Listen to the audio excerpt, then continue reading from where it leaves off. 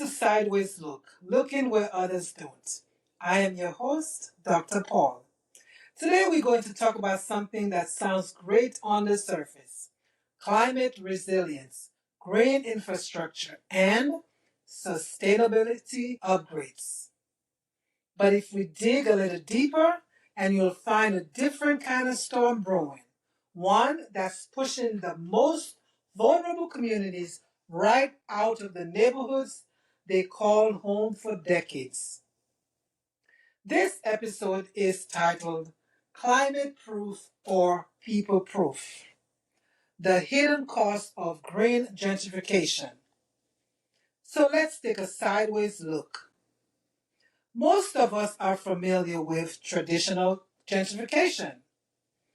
Now picture a working class neighborhood where longtime residents, often blacks, Latinos, or immigrant families, begin to see their rent rise, their local shops replaced with cold brew cafes and office spaces. That's because developers are moving in. Property taxes goes up as well. And eventually, the people who built the community are priced out. But now, a new kind of gentrification is emerging, one that is disguised as sustainability. So, what is green gentrification? It is the process of implementing environmental planning that later leads to the exclusion of minorities or less affluent residents. This could also include whites. To simply put, it is where neighborhoods get greener while rent gets higher and longtime residents are pushed out. It happens when cities invest in climate resilient flood barriers as well as tree canopies, energy efficient buildings. But those improvements boost property values and lead to displacement. The intention may be environmental justice, but the outcome often leads to environmental exclusion. So let's look at some real world examples. Take Miami's Liberty City and Little Haiti. For decades, these inland Black and Haitian American communities were overlooked. No trendy development was happening, no investment. But with rising sea levels threatening Miami's coastline, developers saw new value in higher ground neighborhoods.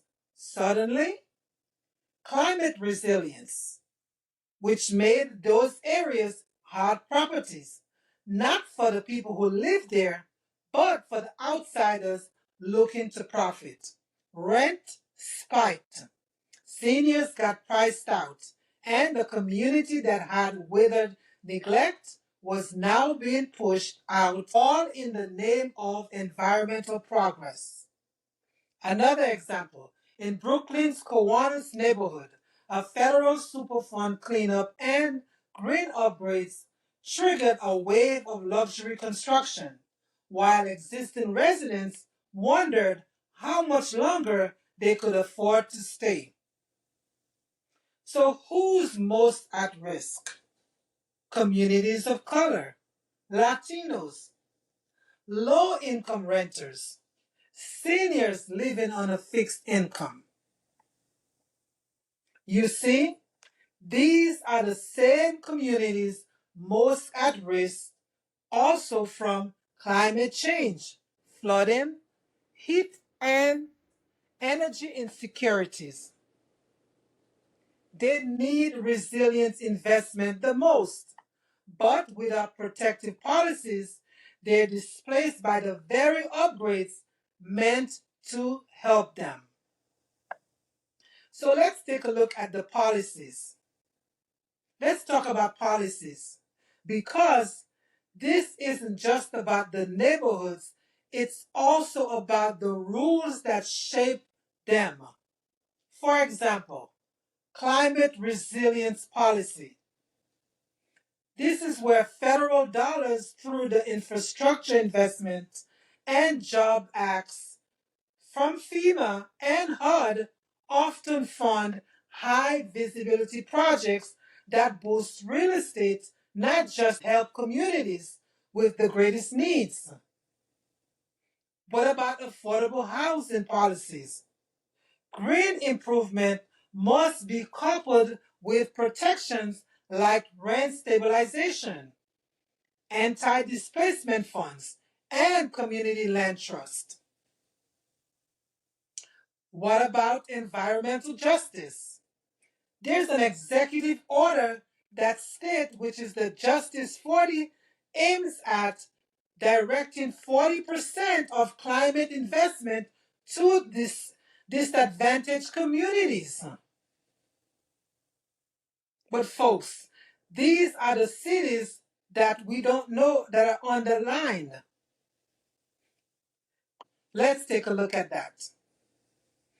Green gentrification doesn't just change neighborhoods, it shifts power.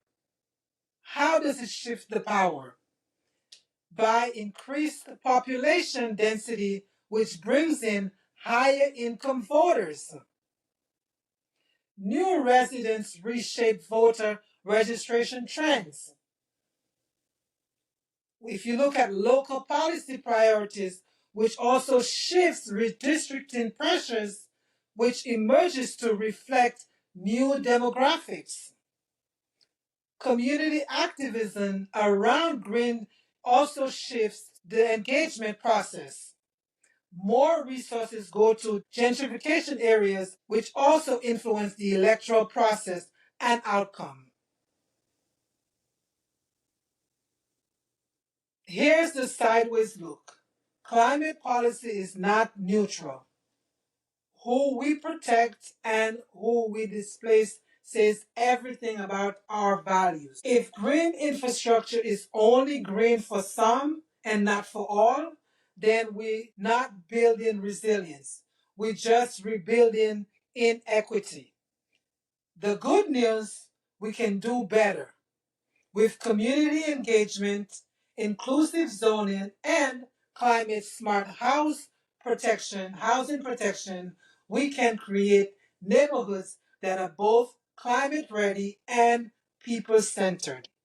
That's it for today's episode of Sideways Look, looking where others don't. If you found today's discussion valuable, share it with a friend, a policymaker, or someone who thinks green always means good. Because sustainability without equity is just another form of exclusion. Thanks for listening. Until next time, keep looking sideways. Please don't forget to share, like, and subscribe.